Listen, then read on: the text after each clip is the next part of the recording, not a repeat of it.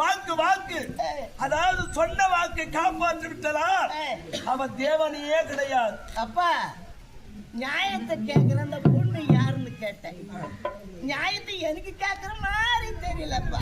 அப்பா அவளுக்கு என்கிட்ட கேட்கிற மாதிரி இல்ல இல்லை அப்பா. எத்தனையோ திருவிளையாடலில் என்னுடைய தாயும் சேர்ந்து திருவிளையாடல் சந்தேகம் இதெல்லாம் நடந்தது. பூலோகத்தில் ஒரு பெண்ணிடத்தில் வாக்கை கொடுத்து விட்டு வாக்கை காப்பாற்ற முடியாமல் தத்தளித்துக் கொண்டிருக்கிறார் என்னுடைய தந்தை. சரஸ்வதி தாயே